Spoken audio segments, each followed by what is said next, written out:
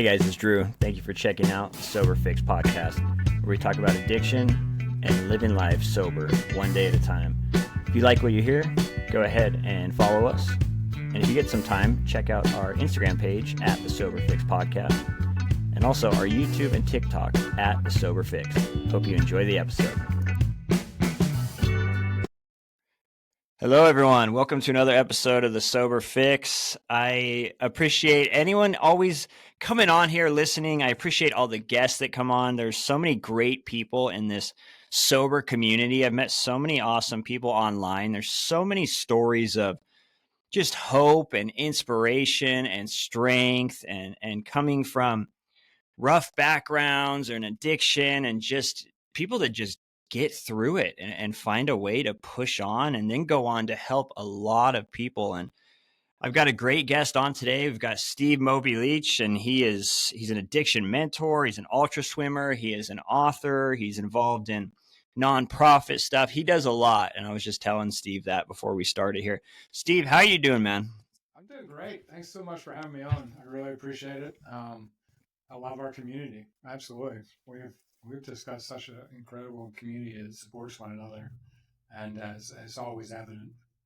Yeah, it's really cool, and I've been able to build a good portion of my sober network online. It's amazing that we can do that today, and it's just super cool. And I found that just by reaching out to people, it helps, man. And I just wanted to ask you, how long you've been sober now?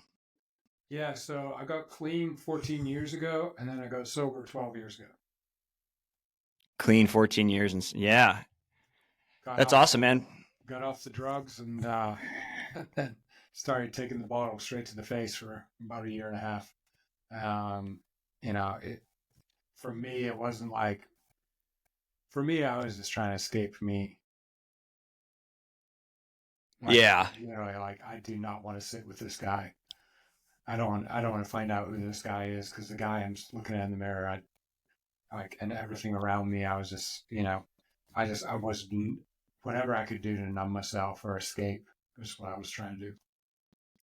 Yeah, I was the same way. And it's interesting too, because it took me getting sober and looking back to realize that I thought I just like to quote unquote party or have fun and have a good time. And I came to find out that really what it was is I was uncomfortable with myself. Like you said, I couldn't sit still in a room and be in my own thoughts. And I want to ask you, how did you get started on the drugs? Actually, I don't think anyone's ever asked me that. That's really interesting. So I was a swimmer at a young age on a swim team. So obviously the first time I drank was like at, is that like there's a couple of us swimmers standing over at somebody's house, and I was like maybe 14, 13, 14, and I drank, and I came from a good, like there was no alcohol in my house growing up that I saw. But yeah, I drank, and I still remember that, like the guilt I felt the next day was like really weird. I felt super guilty. But something in that, I felt different, And then around the same, maybe like within a year, I was in a Christian community in Michigan that I grew up in the summers, even though I'm from Scotland. And one of my friends was like, "Hey, I brought this pot back from Hawaii. You want to smoke pot?" And I was like, "Sure, I'll try it." Didn't even know what pot was. Never even heard of it. And remember, became high, and then I went back to Scotland, and I'm trying to find, within a year, I'm like trying to find hash and, just drinking in hash for a long time. And then I got to college and kind of didn't do well in college, quit swimming. And I remember working at restaurants and things. And while I was going to school, and cocaine came along, I was like, well, I'm going to try that. And didn't love that, but just kind of got hooked on it a little bit, but then got off all that with Adderall, and the doctor started giving me Adderall, and I was like, well, I don't need cocaine anymore. And and then just really started abusing Adderall and then Vyvanse and, drinking more until 2010 when I just kind of hit rock bottom. The economy had crashed and I had a restaurant and my identity was all wrapped up in being a chef and a restaurant owner and thought I was, living the dream. I'd been getting flown around to cook for celebrities and all this stuff. And next thing I know, I'm like, I got nothing. Wife's left me, taking the kids, um, $55 in my pocket, hundreds of $1,000s in debt, like just done. And that's when I was like, okay, I can't keep doing all the drugs. And I'm just snapped. I'm snapped. So I gave my life to the Lord in October 2010 and just said, I'm done running. But then, that started the process. And I started drinking it really heavily for a year and a half. Pretty much, yeah, most nights. Um, yeah, it was kind of weird. Summer of 2010 was my real rock bottom. My dad had the Widowmaker in Scotland and was in hospital when I went back, and I was just as sick as him. I'm staying up for 2 weeks on end and just running 100 miles an hour. I remember being in the hills of Scotland, going out running, and I've got a bottle of vodka, taking my Adderall and Vyvanse and smoking cigarettes while I'm running 5, 10 miles. Like just running from life and running from me. So it was pretty gnarly. I it seems, to be honest with you, like when I sit here saying it today, I'm like, it doesn't even seem real anymore. Yeah. You know what I'm saying? But it is real, and that's why I wrote a book to help people and just kind of put my story out there a bit, because I believe that we've all led and done different things, but our stories can help somebody else. Yeah, absolutely. I'm relating to so much of your story as well as you're talking, man, because it's like I was always running from myself as well, and it's interesting. I want to ask you a little bit about the Adderall, because I know a lot of people are prescribed that today, for ADHD, but I mean, I used to do it. I was someone that enjoyed uppers as well as downers. When you were staying up for like a week, 2 weeks at a time, were you starting to see stuff or hear stuff? Oh, all the time. Yeah, yeah. Yeah. I mean, it was like, I mean, obviously, all my trust issues were, I didn't trust myself, so I wasn't trusting other people. It was just everything inside of me was mirroring out. And yeah, it was horrible, man. Like I was like a shell, just trying to survive, and just so empty.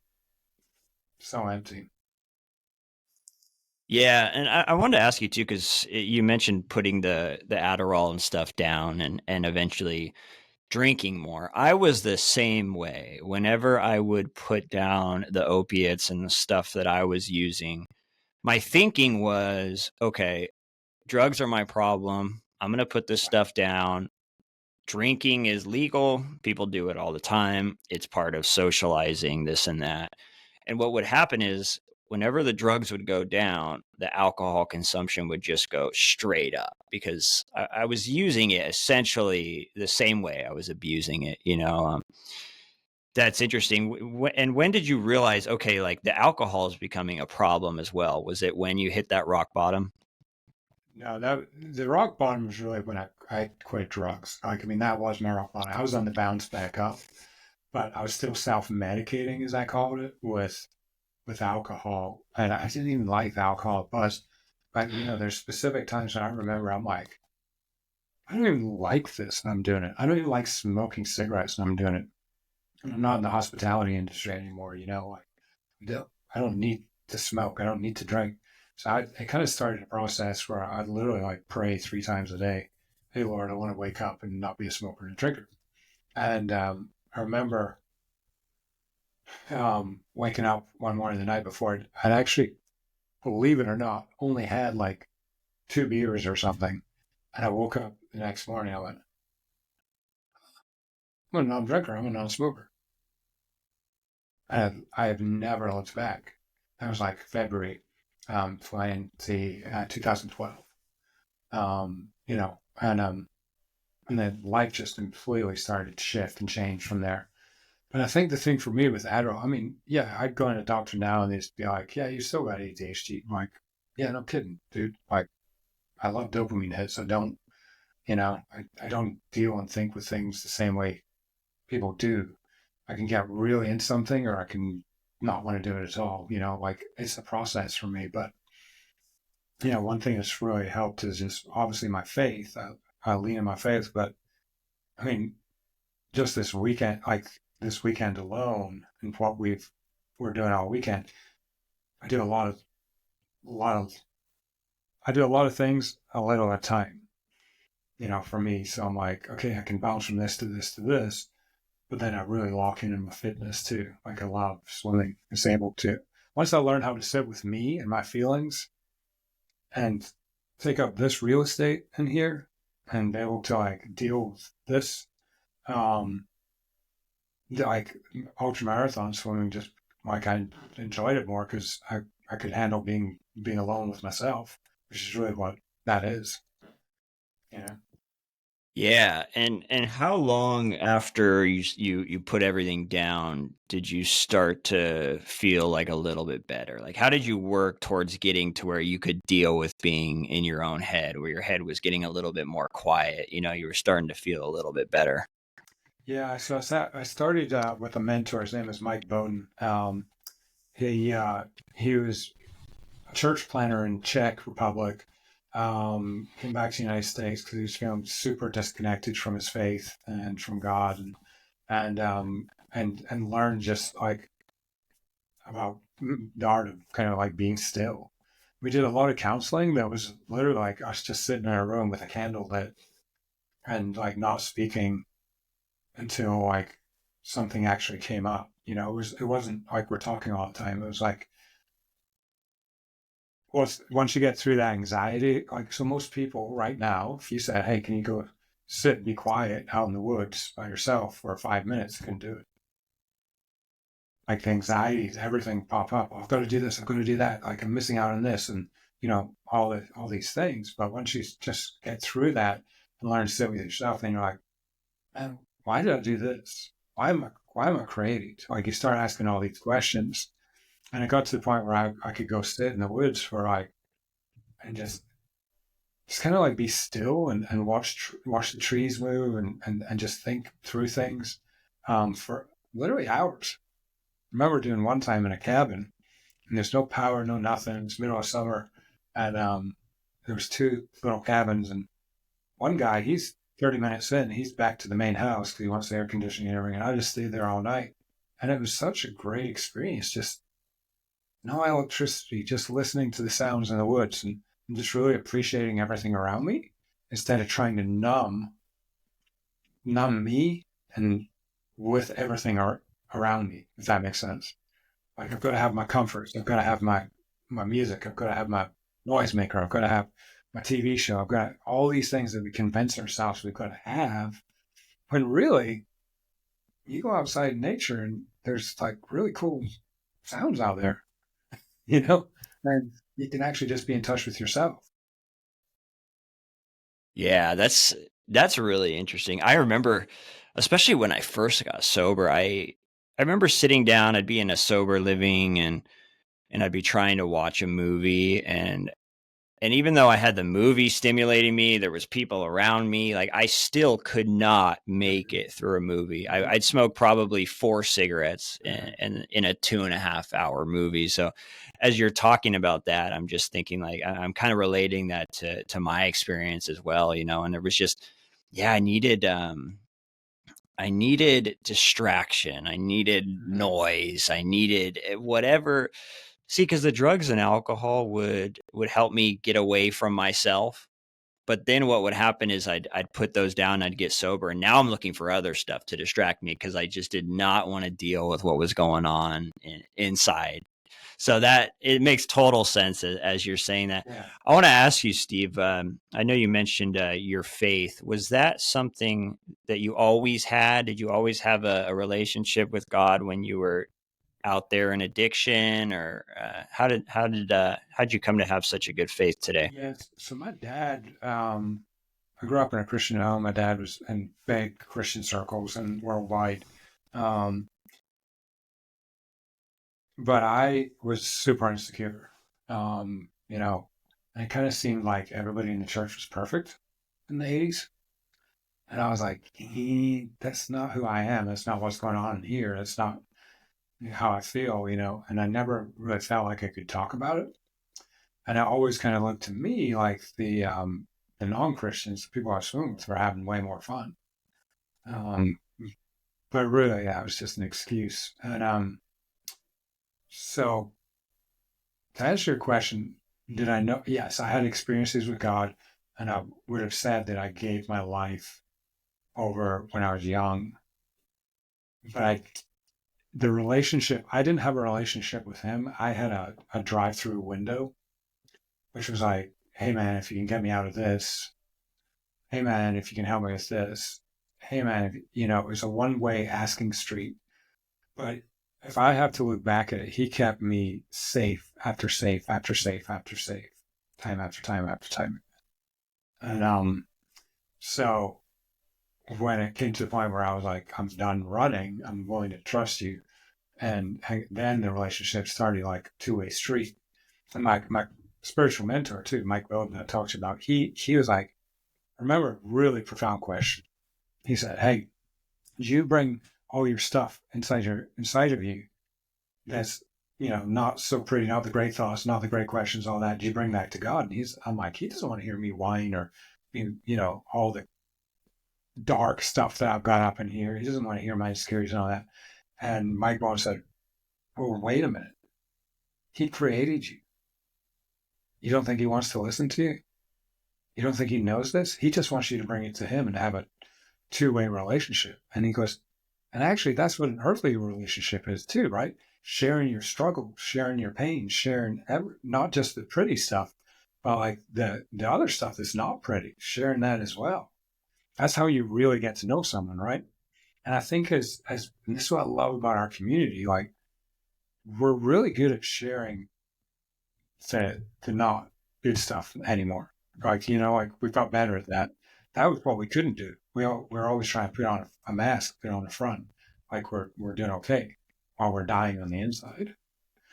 So I think that's, one of the things I love about this community. But yeah, I didn't always it was a one-way relationship. He was taking care of me and I was just asking him for stuff. It was like a spiritual ATM for a long time. Yeah, I always had a prayer when I was like getting arrested or something. Right. All of a sudden I'm like, get me out of this one, and Yeah. I, did you, I I was remember gonna, laying on the floor one time in the bathroom, like pretty sure my heart's about to stop. Okay, Lord, I need you to come through. Like I need for my heart not to stop. yeah, when we're in extreme need, all of a sudden, right? Yeah, I want to ask you too. Did you rediscover the swimming while, like, once you got sober and everything? Was that something that you kind of you're like, hey, I used to love that. I'm going to get back into this, or were you always swimming the whole time? No, this wasn't. I did a little bit of swimming once I got clean up in Michigan, but not much. I mean, just whatever.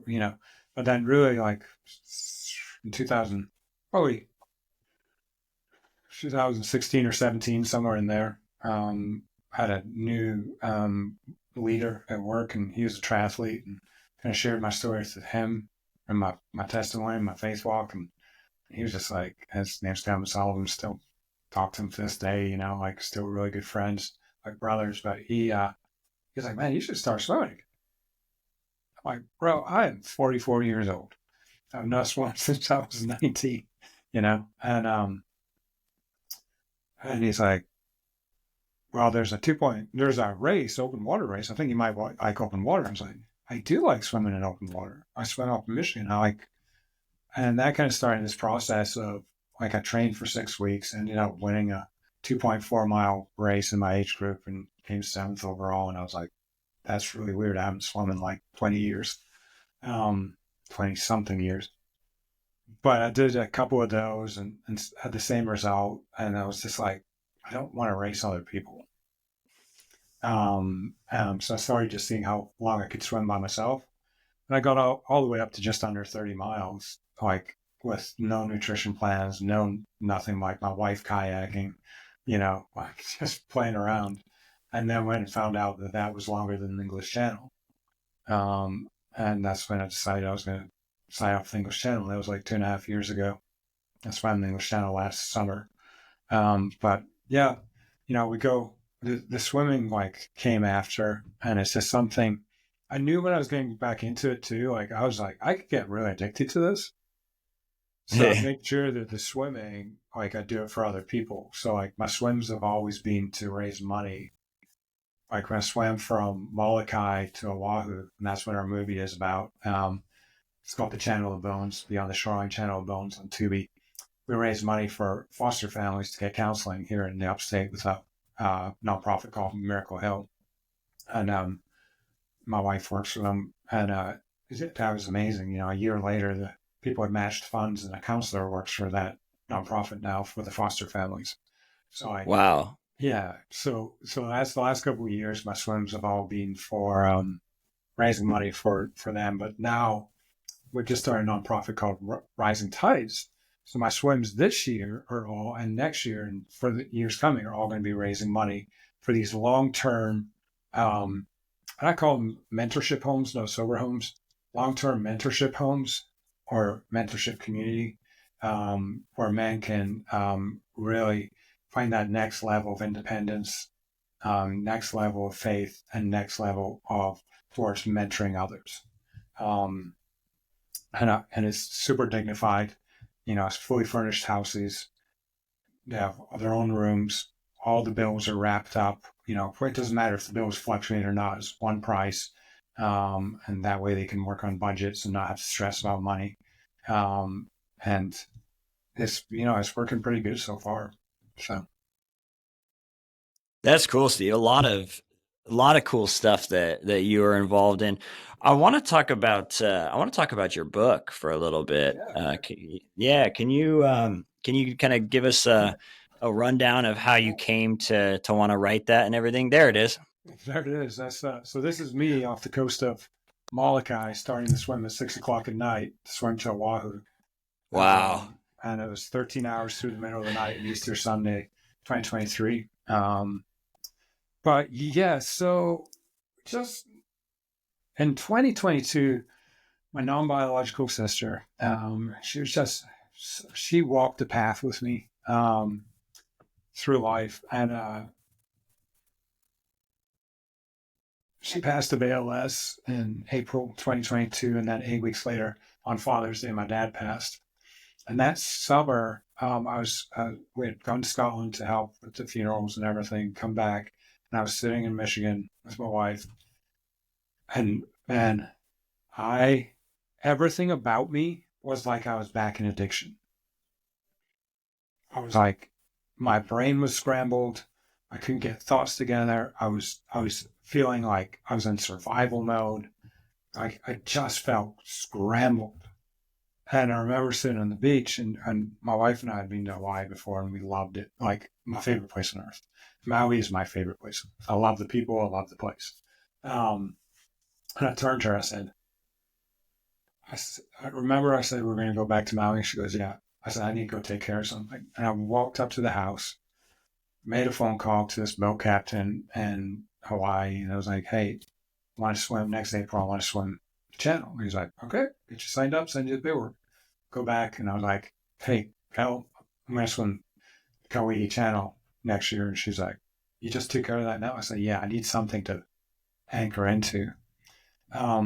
So fast forward, did that swim, did really well, had an amazing time. But I came out of that summer and realized so many people have these assumptions about me from my past. And then they see me do this huge swim and they make more assumptions. like this guy's obsessed or this guy's addicted or man, he's crazy. He's posting all this stuff online about sobriety and helping people. And, it was just like all these noises out there.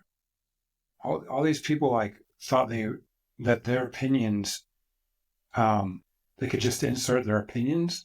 And I was like, okay, I'm going to write a book and I'm really just going to lay out my life. And I'm going to write a book because I want to lay out what I've been through, what I've gone through, and just this might be able to help somebody else, and it might actually help people see the true me, because I just think people make way too many assumptions. And so I sat down. I didn't even tell my wife I was writing it, and wrote it, and then got with another guy, and he helped me finish with the editing and everything, and handed it to her the manuscript one morning. I'm like, hey, wrote this, and she's like, man, that's crazy. I didn't even know you were doing it. I was like, no. I read it for 2.5 hours and was like, this is awesome. And helped me edit it again. And it was more than, I guess now it's kind of like, I love going and talking to different recovery programs and things. Or like yesterday, I was actually speaking at a missions conference at a church, and someone that knew me from my past was there with her new husband, and she's been clean and sober 2 months. She's like, I can't believe it. She was standing in front of me. We're able to help full circle, help other people. And that's really what the book was about. It was like, when we're in a world that's preaching the status quo, and the status quo is drink, be entertained, make as much money as you can, take care of yourself, do everything for yourself. I really want to go against the current. You know what I'm saying? Like, I want to live a different life. Because I tried that life, and there's just so many, you're just empty. And I see a lot of empty people thinking that they're not empty until they hit their 40s and 50s, and then their marriages are crumbling, their health's crumbling, all these things, because they haven't tied into the fact that God created them for a purpose. And we've all been given special skills. And I would say one of your special skills is putting out great content that just brings up questions and helps people and makes people think, and you're leaning into that, which is awesome, and that's the thing, like, we all have skills and talents. We all have a purpose, and I'm pretty sure the purpose isn't the same as everybody else, even though world marketing wants us to make us think we need to be like everybody else, right? So that's why I wrote the book. Yeah, that's awesome, man. It's like, and I'm kind of laughing because you're like, yeah, I finished it, and then I showed my wife, here you go, it's done. That's super cool. I want to talk a little bit about that because it seemed, and I know you post a bunch of videos too. It's like we do it to try and reach other people. We do it to spread hope. But there are always a lot of people, and you kind of mentioned this. There's a lot of people that just want to insert their opinions on it and say like negative stuff or whatever. How do you deal with that? How do you continue to not let that stuff bother you and continue to just press forward and trying to reach other people? Yeah, man, that's a really interesting question. It's one I've been battling with for a few years because I think I have a really amazing fight or flight response.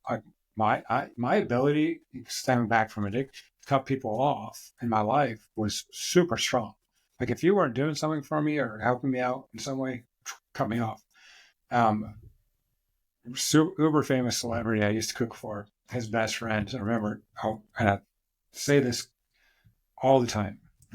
Tim, I was sitting with Tim having a conversation. He said, Steve, you will do anything for anyone that will help you. And I was like, back then I'm like, yeah, whatever. Okay. They help me, I'll help them. That's how it should be. And then I realized, like, part of my healing process was, no, I need to help others. In fact, I need to be helping the ones who can help me. So the cutting people off thing, like the last few years, I kind of took this flight and was like, okay, if you're not in my circle and you're trying to insert anything negative, whether it's calling me crazy because of the swims I do, or like questioning what I'm doing or whatever, then I'm done. Like I'm putting a wall up. I'm not going to deal with you. And it wasn't healthy. So like this process is always ongoing, right? And and really with my counselor the last couple months, I'd be like, the ones that I want to have a relationship with, that yeah, like even if it's like personal relationship, like I need to talk to them. You're like, hey, I don't. This is how you make me feel when you talk to me like this. I need you to know that I'm doing what I feel like God is calling me to do, and you're getting in the way of that. So I'd appreciate it if you didn't do that. Just having adult conversations, right? But people online who want to badmouth or do whatever, like I'm like, whatever, man. I'm not worried about because those are the ones that are actually triggered, and they are the ones that need to be asking themselves why they're triggered. Yeah. Yeah, I never thought about it that way. So the ones who are actually your your biggest voice against you or causing stuff, they're the ones who need your help the most, not the ones that were agreeing with you. That's like Christians like to the choir, right? The ones who are agreeing with you, yeah, it makes you feel good, but it's the ones who are triggering you, those are the ones you actually need to lean in and be like, hey man, I'm always here if you need to have a conversation. Yeah, exactly. I was going to ask you, do you ever have people reach out to you that are battling addiction or just struggling with stuff? Every day of my life. Every day of my Yeah. life. I mean, it's I just spoke this morning, and I small a Sunday school thing at somebody's church. We got invited Wednesday to do it this morning, and the guy at the end, this guy at the end, pulls me aside. He's like, "Hey man, I just need you to know I'm 29 years clean from gambling. Tried to take my life, but admittedly, I've got to tell you, I know I've got an alcohol problem. I'm like, you know it. That's awesome." And he goes, "What? Yeah. That means you can ask God to help you with it. That means you can do something about it, right?" It's when you don't think you've got the problem that there's a major problem, you know. Yeah. Because Yeah. I would have said I don't have a problem up until the last 12 months when it really caught like we went from what I would call managing life to like this is just there's natural disasters coming through my life right now. You know, I'm just moving from one bad decision to the next bad decision. You know, I would have said I was managing for 20 years when really I was an addict. Yeah. Wow. And was it hard to finally go against that and say, no, look, like I'm not managing, there is a problem here? Was it hard to really embrace that? Yeah, I wouldn't say it was easy. I'd say like the last after once I got clean off, you feel like, okay, I'm clean off drugs, I'm not going to drink anymore. But then you see everybody drinking and they're doing it normally, and you're like, oh well, if they can drink, I can drink. Oh Yeah. yeah. Trying to fit in, right? And then it comes up like, oh well, there you should go back on your ADHD medication. I'm like, what? Or I'm going in for surgeries to the hospital. I had 2 surgeries in 3 days, and I'm like, do not give me any opioid. Don't give me any narcotics. Give me Toradol. That's it for the pain, but don't give me. Sends me home with 30 Vicodin, prescription for 30 Vicodin. Literally had to rip it up in my kitchen because I looked at it thinking it was something else. And like I thought he'd actually give me like antibiotics or some sort, Vicodin, 30 Vicodin. I'm like, bro, you just gave a loaded gun to an addict. Yeah, it's crazy how, and that happens all the time. All the time. Yeah, I mean, I went to the dentist when I first got sober. I had all this work I had to have done. I was getting an implant in the very back, and they were drilling into my bone, and I remember telling the dentist, and because he was trying to hand me stuff, and I'm like, no, man, I can't, you know. And oh no, you need this. It's gonna hurt like hell. You need this. I'm like, oh, I can't. I was trying to not have to tell him the whole story. I was trying, I was trying to tell him politely no without having to get into it. And he just kept pressing it on me, and it got to the point where I finally had to say, like, dude, I used to do heroin, like I finally had to just say that to him because he was so pushy about it. It's I guess they just don't know. They don't understand the severity or the potential for what could really happen. I don't really think it's like their fault. I just think they don't know. What do you think about that? Why do you think they're so willing to hand stuff out? Do they not know? Are they not thinking? Do they not care? What do you think it is? I think they got bills to pay and they got to pay for their cars, their country clubs, and their lifestyles. I think they're drug dealers who have just fricking lost the plot. And you know what? If you can't see the numbers of opioid addiction and deaths in the United States from prescriptions, like, they want to be like, I can't believe there's, in low income neighborhoods, there's crack dealers or whatever, drug dealers in every corner. And I'm like, oh, really? Well, there's one that's called CVS. There's one that's called Walmart. There's one that's called Rite Aid. There's one, I'm like, there's a drug dealer in every corner. But you think this is acceptable just because the government said it okay? Like, you want to trust the government? Like with a street drug? Adderall speed, for crying out loud. It's just a laboratory speed. And people don't realize that. Like, but they don't ask. Right. And these doctors need to be held responsible. Like, you should, as soon as you said no, I can't take that, you should know. Okay, here's what. But he doesn't give you the alternative, which is like, I can put you on a non-narcotic, like Suboxone, right, and Toradol. Yeah. I heard about Suboxone the other day, so don't quote me on that. If I'm wrong in that, everybody, please don't. Somebody told me that was a non-narcotic, and I need to look it up. But I know for a fact Toradol is a non-narcotic painkiller. So what are we doing? Yeah. But I don't think they care, man. Like, I think they've got to make their money.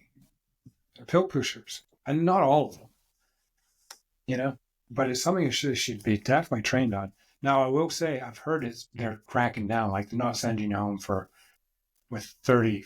You got a toothache, and they send you home with 30 Vicodin anymore. Like, they might give you 2 or 3. I heard there's a lot of places changing their policies. But still, I don't want 2 or 3.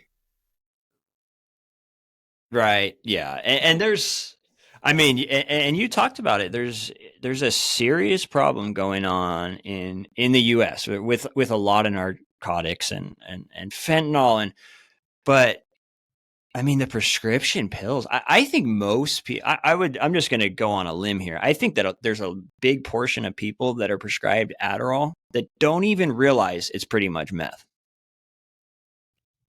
Like just don't know. It's an amphetamine, but when you use meth, when you test on a drug test, all that comes up is amphetamine, and it's the same thing with Adderall. When you take Adderall and you take meth, you take the same drug test the next day, you're both popping for amphetamines, basically the same thing. It's Do you think? Do you think there's just a lot of people that don't realize, or I think you kind of nailed it. You basically said that people aren't asking. Is that part of the problem too? People aren't asking what's being handed to them. People don't question most things. They go to the doctor and think the doctor's got all the information. But if you actually look at our health system, like, it should get better. Like, everything's preventative and like to mask things. Um, I just think we've really lost our way on. It's like it's such a the money in the business. It's the drug business, the laboratory drug business is massive. So what are the drug dealers going to do? They're going to protect themselves. They're going to Hey, well, we had a commercial out. The information's there. It's not our fault. You know, this is we think they have the symptom. We need to give it to them. We're doing the right thing. You know, they give you a pamphlet. How many people read those pamphlets? Yeah. Most I people don't are think I've just heard. like, Yeah. "Oh, you're gonna give me something that's gonna make me feel better? Great. I don't even care about the side effects." Yeah. No, you will. Right. Yeah. And that's the thing too about prescriptions is it's you just never know if you're going to be one of those people that is going to take it, take the prescription and that's it. You've just started a 5 year, 10 year, 15 year, 20 year addiction that you didn't even know that you would have. Mhm. It's I hear stories all the time about people and I always feel particularly bad for these people because I was someone who sought out drugs. I wanted Right. to get high. I am fully at fault for that. But there's a lot of people that they get prescribed something first. I always feel Mhm. bad for those people for some reason because I feel like it's like, man, they ended up in the same position as me, but like it feels different because I went for it and they kind of were just got in an accident and were prescribed it. Does that make sense? Yeah, but I mean, it's both sides of the coin because we cannot, our past doesn't define us and we don't live with guilt and shame. Is you weren't asking the right questions before you started seeking those out, and they're just not asking the right questions now. Right. And, Yeah. Yeah. like, yeah, you did seek it out, but if you had been asking the right questions of people around you in the beginning when you first started dabbling in whatever, Yeah. it might not have gone that way, and Yeah. just like with them, if they had really asked the right questions, well, I heard on the news like there's like what 750,000 opioid deaths in the United States every year. Like, is this an opioid? Like, what is an opioid? Like, what opiate? Like, what are we talking about? Yeah. What are we up against here? Like, I mean, I remember when they were, I'd get prescribed something with codeine in it, and I couldn't figure it out. Like, man, I couldn't sit still. I'd be like cleaning the house. I'd just be like super wired and antsy and like gotta do something. And finally, I'm like, I'm allergic to codeine. oh, interesting. And I'm telling the doctor, I'm like, I don't get it. He's like, oh, it's just, I'm sure you're fine, you know. And it happened like two or three times. I'm like, bro, I was out in the middle of the night scrubbing my tires in my car, like with With a toothbrush. like a toothbrush. Like I want to vacuum the house and have sex. Is all I want to do. Like really, and he was like, maybe you're allergic to codeine. And I was like, well, that would make sense. You know, um, it's not knocking me out like it's supposed to or whatever. yeah. But again, Oh, that's funny. it's personal responsibility. Like, are we going to ask the right questions? And I think that's just the lost art of like sitting down with ourselves and asking the right questions, asking ourselves hard questions. You know, like, is this really work in my life or does it not work? Is this making my life a better place or does it not? If we did that in a lot of small things every day, we start weeding the garden, you know? Like, does this I love ice cream. I'm going to tell you, I love ice cream. Love coffee. I was drinking like 10 cups of coffee a day, like just quit a month ago because I'm like, this is ridiculous. I'm doing the same thing with coffee, except it's not medicating. I like to feel that buzz, And, Yeah. and I'm just like, is this making my life better or is this not? No, I don't think it is. You know, being willing to actually ask yourself that question. Ask yourself Yeah. hard questions. Yeah, and I've kind of it took me a long time what you were just talking about right now, like kind of asking yourself, "Hey, is this beneficial in my life?" Mm, And I just that was something that it took me a while to really learn. Like before I was so impulsive. I'd kind of just go around just making decisions on the fly and stuff. And as I got sober and started to get some like recovery in my life, and after about a year sober, I started to really think about and the way this came up is too busy. I had this drug court stuff going on. I was trying to take a bunch of classes at school. I was just overdoing everything. And it got to the point where I finally had to ask myself, look, like, is this beneficial? Like, do I need to be doing all this? Am I doing too much? Is actually one of the last couple episodes we did, Robert said that he mistook being busy for being productive. Oh, 100%. And yeah, and he kind of went into talking about how, it's sometimes we just run around doing way too much, and we've got to have that balance. And that's how it came up for me. And then I kind of started to adopt that of just asking myself, look, is this good for my sobriety? And beyond sobriety, is this good for my mental health? Is this a Right. positive decision? Is this going to bring up a bunch of drama because I make this decision? I think that's a great point, Steve. I like that you mentioned just asking yourself, hey, if you're making a decision on something, is this productive? And being honest too, of saying like, look, this isn't a good idea. Yeah. Yeah, for sure. I want to ask you real quick, Steve. You talked about having kind of I think it was a spiritual mentor. How important is it for someone who is looking to get sober? Maybe they're just freshly sober. How important is it to have a mentor, or maybe not even just in sobriety, but if someone wants to start having a relationship with God, or someone just went through that divorce, or someone went through that loss of the job that or business that you talked about? How important is it to really have people that you can go to, some type of mentor, some type of person that can really that you could just call, and run stuff by? Yeah, I always answer that question this way. Like everybody's heard of Michael Jordan, right? And he wanted to be the best basketball player. He wanted to leave, no doubt. Like I'm gonna be the best. So did he become the best just by himself, or did he surround himself with the best coaches? And he surrounded himself with not just basketball coach, but personal development coach. He's got an amazing personal development coach. He's got PT coaches. He's got a team around him all the time, making him to be the best he can possibly be at basketball. So if you want to live the best life you can possibly live, not like an adequate life where you're just scraping by, but you want to have the best life and you want to feel fulfilled and connected and purpose driven and all this, then surround yourself with great people. And that starts with mentors, counselors, coaches, friends, you know, people who are going to help elevate you in what you're wanting to do. And I just can't talk about it enough. Like, friends can make or break you, right? Friends can absolutely make or break you.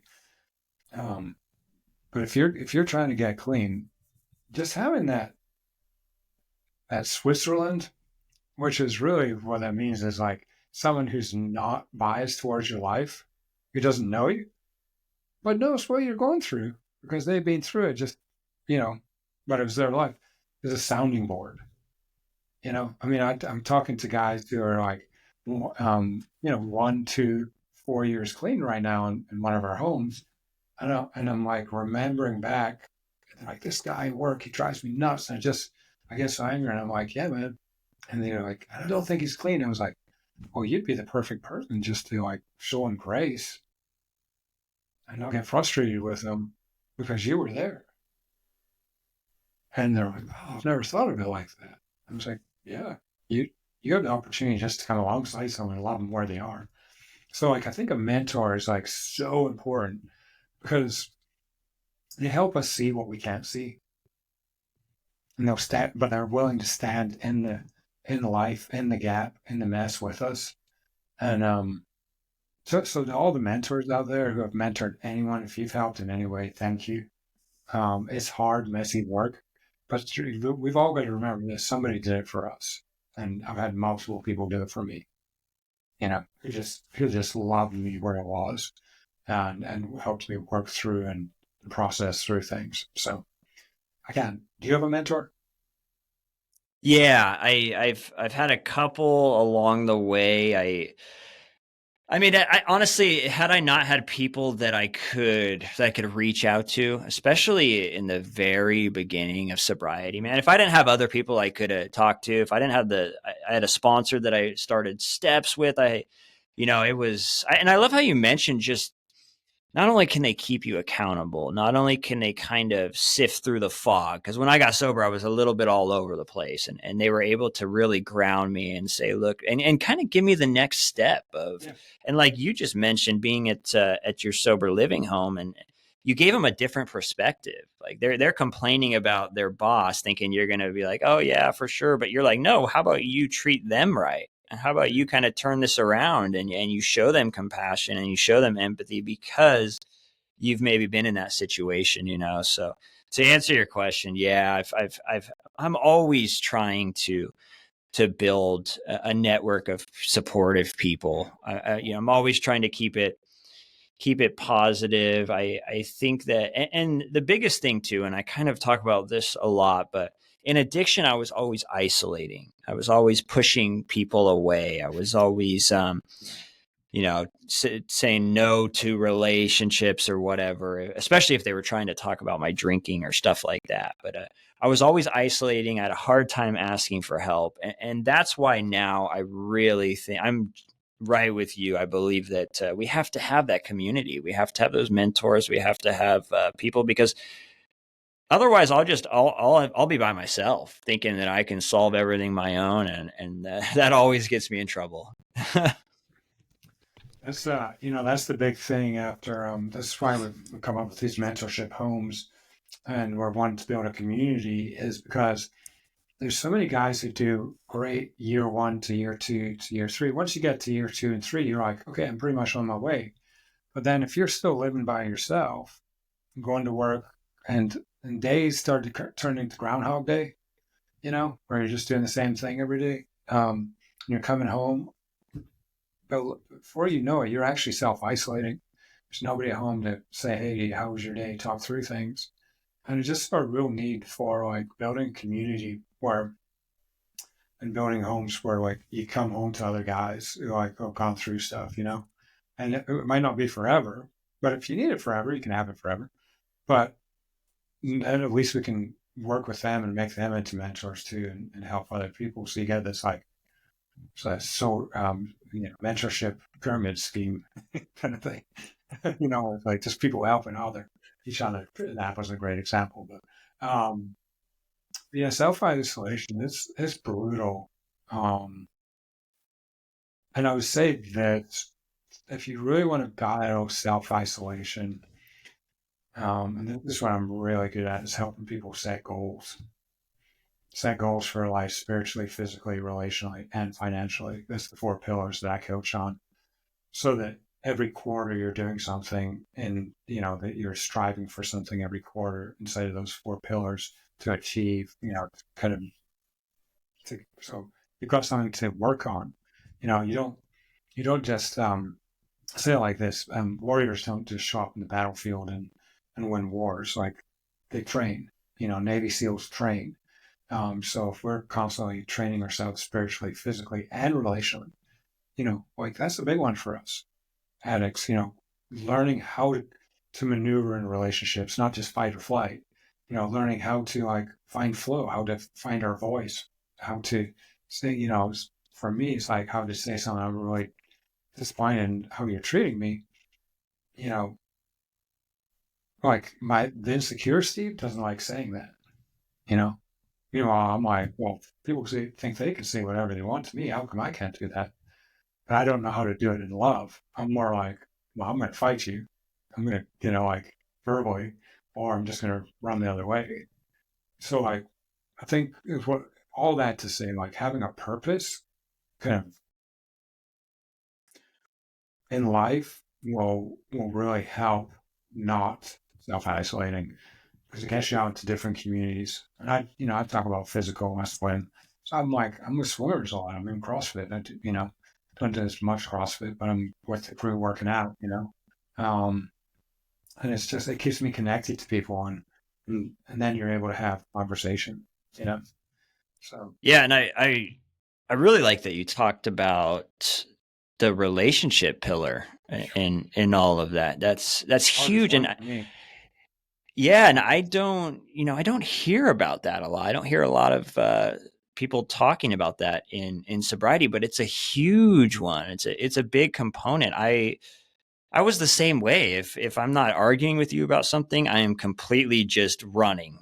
I'm gone, and I didn't know how to really voice how I was feeling, and you said it perfect. How to do it appropriately, Yeah. like how to tell someone that what they're doing has hurt you, but without screaming at them or being over the top about it. And I just think that's cool that you talked about the relationship portion. I think a big part of the problems that I personally had in addiction, you can attribute to relationship stuff. Mhm. Like it was a big portion of a lot of the pain and trouble that I found myself in. I didn't really know how to have correct relationships with people. I had a lot of strained relationships because of my drug use.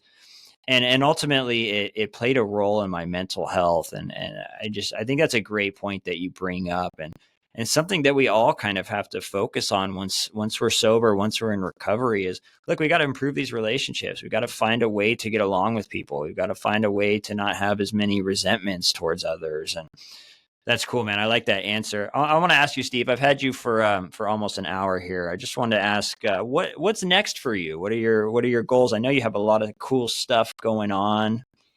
Yeah. So, um, couple things. May 8th, 9th, and 10th, I'm going to do a 3-day swim, 3 lakes here in South Carolina. It's Lake Jocassee, Lake Huey, and Lake Hartwell. So it's going to be like 73 miles of swimming over 3 days. Should be pretty fun. Wow. Going to be to raise money for Beyond the Shoreline Media, which we have. I got one of the 4 slots to swim in Japan this summer, the Segura Strait in Japan. It's one of the Ocean 7, like the English Channel that I did last year, and like the Kauai Channel I did the year before. So I'm doing that in June, and then in August I'm swimming from Northern Ireland, Scotland again, and there's going to be something interesting about that swim. But he did all the swims I'm doing this summer. The 2 swims I'm doing this summer in Japan and New Zealand. I'm sorry, Japan and Northern Ireland. New Zealand's in December. Is to raise money for our nonprofit for mentorship housing for men. We want to get more doors. I'm looking at a property right now that can house 30 men, and the rooms are big. Like you don't have a desk and a couch and a bed. You have your own room, but there's a media room, there's a dining room. Like it's cool. Um, That so is cool. I'm trying to raise money for that, because if I could get 30 guys into a community, then wow, like we can really help change some lives in there. And not that we're changing their lives, just walk alongside them. But so right now, the things that swimming to raise money. We're also, we're looking for advertising sponsors for the TV series that we're filming out. We've got 3 episodes filmed, 7 more to go, all around swims. So it's kind of like a travel different destinations, see the areas, but also talk to people and swimming, share life, share faith. But we're looking for sponsorship there, advertising. But really, everything I'm doing from here on out is to help men live the life that God created them to live, which is, so like if you see me out swimming somewhere, know that I'm not just doing it because I like to swim. I'm doing it because I need to raise money to help more men, and I need to come up and you know what?